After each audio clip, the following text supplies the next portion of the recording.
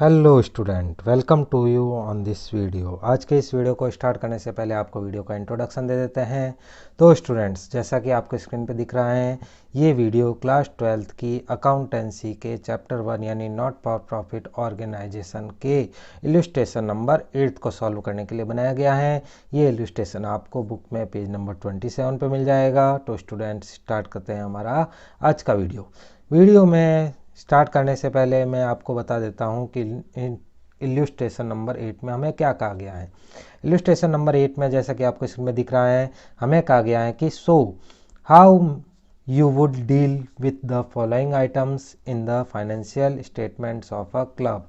आपको एक क्लब के फाइनेंशियल स्टेटमेंट में फॉलोइंग्स जो आइटम्स हैं उनको शो करना है, तो आप ये कैसे करेंगे, ये इसमें पूछा गया है। तो स्टूडेंट्स, जैसा कि आपको क्वेश्चन में दिया गया है, प्राइस फंड का क्रेडिट साइड का 80,000 रुपीज़ मुझे बताया गया है। Price fund investment 80,000 rupees debit side में मुझे बताया गया है। Income from price fund investment 8,000 rupees मुझे बताया गया है। और प्राइस अवॉर्डेड 6,000 रुपीज़ मुझे बताया गया है। तो जो पहले मुझे प्राइस फंड की अमाउंट है उन्हें शो करने के लिए प्राइस फंड अकाउंट बनाना आना चाहिए। प्राइस फंड अकाउंट बनाने के लिए, जैसा कि आपको स्क्रीन पे इसका आंसर दिख रहा है, एक ऐसी टेबल बनेगी जिसका हेडिंग होगा प्राइस फंड अकाउंट, जिसमें दो साइड होगी, debit side and credit side. Debit side में पर्टिकुलर और अमाउंट के दो कॉलम होंगे, क्रेडिट साइड में भी पर्टिकुलर और अमाउंट के दो कॉलम होंगे। अब प्राइस फंड अकाउंट में हम एंट्री कैसे करेंगे? तो सीधी सी बात है, प्राइस फंड अकाउंट जो है वो बैलेंस शीट में लायबिलिटी साइड में दिखाया जाता है। और अगर आपने अकाउंटेंसी पढ़ी है तो आपको पता है कि अकाउंटेंसी में लायबिलिटी का क्रेडिट साइड बैलेंस होता है, यानी सीधी सी बात है, प्राइस फंड को हमें क्रेडिट साइड में दिखाना होता है। अब प्राइस फंड के कितने पड़े हैं? 80,000 रुपीज़ पड़े हैं। तो प्राइस फंड के 80,000 रुपीज़ को मुझे क्रेडिट साइड में दिखाना है, इसलिए मैं इसे लिख दूंगा by balance B D.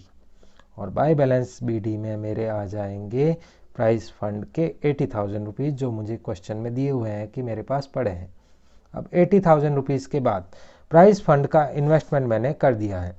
Price fund का जो इन्वेस्टमेंट मैंने किया है वो 80,000 रुपीज़ बाहर लगा दिए हैं।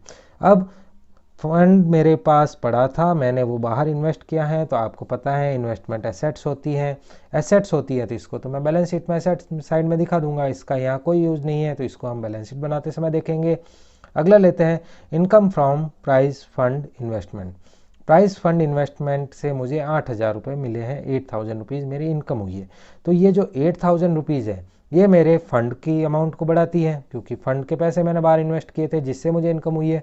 तो ये 8,000 रुपीज़ फंड के पैसे से होने वाली इनकम है, तो इसको 80,000 रुपीज़ में प्लस कर दिया जाएगा। अब आपको पता है प्राइस फंड में 80,000 रुपीज़ क्रेडिट साइड में लिखे हुए हैं, तो मुझे इसे बढ़ाने के लिए इनकम फ्रॉम इन्वेस्टमेंट भी क्रेडिट साइड में ही दिखानी पड़ेगी।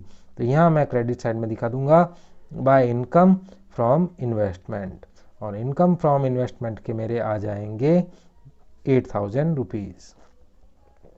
इनकम फ्रॉम इन्वेस्टमेंट 8,000 रुपीज़ लिखने के बाद अभी मेरे प्राइस फंड अकाउंट में 80 + 8 88,000 रुपीज़ का बैलेंस हो गया है। अब 88,000 रुपीज़ के बैलेंस में मुझे आगे कहा गया है कि प्राइस अवॉर्डेड 6,000 रुपीज़ के मैंने प्राइस अवॉर्डेड के पेमेंट कर दिए हैं। प्राइस अवॉर्ड करने के लिए मुझे एक्सपेंसेस करना पड़ा है। प्राइस अवॉर्डेड में 6,000 रुपीज़ एक्सपेंसेस हो गए हैं, यानी मेरा ये फंड कम हो गया है। अब इस फंड का क्रेडिट साइड बैलेंस है, इसे कम करना है तो मुझे इसे डेबिट साइड यानी 2 में लिखना पड़ेगा। तो 2 में लिखा जाएगा 2 प्राइस अवॉर्डेड, और 2 प्राइस अवॉर्डेड में मेरे आ जाएंगे 6,000 रुपीज़, और इस तरह से मेरे अकाउंट का बैलेंस 6,000 रुपीज़ से कम हो जाएगा। तो यहाँ मेरे 88,000 थे जिसमें से 6,000 कम हो गए हैं। अब मुझे इससे ज़्यादा कुछ इन्फॉर्मेशन नहीं दी गई है, तो मुझे इसको यहीं सॉल्व कर लेना है। इस तरह से प्राइस फंड अकाउंट की टोटल आ जाएगी 88,000 रुपीज़, क्योंकि इसमें 88,000 रुपीज़ इकट्ठा हुए थे और उसमें से 6,000 मैंने एक्सपेंसेस के पे कर दिए हैं। तो पीछे बचा 2 बैलेंस सी डी, यानी जो मेरा बैलेंसिंग फिगर आ जाएगा वो होगा 88,000 माइनस 6,000 रुपीज़, और इस तरह से मेरा बैलेंसिंग फिगर बन जाएगा 82,000 रुपीज़, जो मुझे डेबिट साइड में दिखा देना है, क्योंकि इस साइड की टोटल कम है। अब प्राइस फंड अकाउंट बनने के बाद मुझे इसे फाइनेंशियल अकाउंट में दिखाना पड़ेगा, फाइनेंशियल स्टेटमेंट में दिखाना पड़ेगा। तो आपको पता है कि किसी भी नॉट फॉर प्रॉफिट ऑर्गेनाइजेशन का जो बेसिक फाइनेंशियल स्टेटमेंट होता है वो या तो trading and P&L income and expenditure होता है या बैलेंस शीट होता है।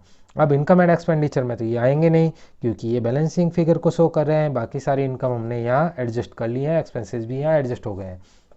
80,000 थे, 8,000 की इनकम हमने इसमें एडजस्ट कर ली, 6,000 के एक्सपेंसेस इसमें एडजस्ट कर लिए, तो सारे यहीं एडजस्ट हो गए। तो इनकम एंड एक्सपेंडिचर में तो कुछ जाएगा नहीं, बट जो बैलेंस शीट का 6,000 है वो मुझे बैलेंस शीट में दिखाना पड़ेगा। तो इस तरह से इसको शो करने के लिए हम बैलेंस शीट बना देंगे क्लब की। तो बैलेंस शीट ऑफ क्लब में दो साइड होगी, एक डेबिट साइड को यहाँ लाइबिलिटी कहा जाता है। तो यहाँ पहली साइड होगी हमारी लाइबिलिटी साइड और दूसरी साइड होगी एसेट साइड। लाइबिलिटी साइड में दो कॉलम होते हैं, लाइबिलिटी और अमाउंट, और एसेट साइड में हमारे दो कॉलम होते हैं, एसेट्स और अमाउंट। अब बात करते हैं एसेट्स में क्या आएगा, लाइबिलिटी में क्या आएगा। तो जैसा कि आपको पता है सारे इन्वेस्टमेंट एसेट्स में आते हैं, इस तरह से प्राइस फंड इन्वेस्टमेंट भी हमारा एसेट्स में आएगा। प्राइस फंड इन्वेस्टमेंट में हम लिखेंगे हमारे जो भी अमाउंट है वो लिख दी जाएगी 80,000 रुपीज़। हमने बाहर 80,000 रुपीज़ इन्वेस्ट किए हैं।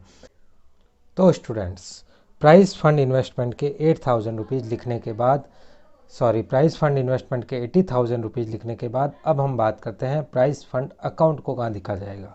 तो जैसा कि आपको पता है जो भी फंड अकाउंट होता है वो एक तरह से एक ऑर्गेनाइजेशन की लाइबिलिटी होता है।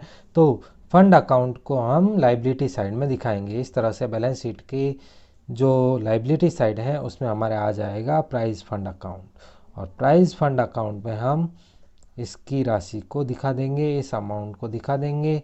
तो प्राइस फंड अकाउंट जो है उसमें लिखा जाएगा, या आप चाहो तो सीधा प्राइस फंड भी लिख सकते हैं, अकाउंट नहीं लिखोगे तो भी चलेगा। प्राइस फंड के हमारे पास पड़े हैं अभी 82,000 रुपीज़। तो ये 82,000 रुपीज़ हम यहाँ लाइबिलिटी साइड में दिखा देंगे। अब आपको बैलेंस शीट की टोटल नहीं करनी है। रीज़न ये है कि बैलेंस शीट की सारी आइटम्स हमें यहाँ नहीं दी गई है।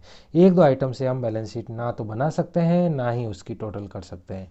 तो इस तरह से आपका क्वेश्चन यही एंड हो जाता है। तो स्टूडेंट्स, क्वेश्चन यहाँ हमारा एंड हो गया है। एग्जाम्पल नंबर 8, इलस्ट्रेशन नंबर 8 हमने कम्प्लीटली सॉल्व कर लिया है।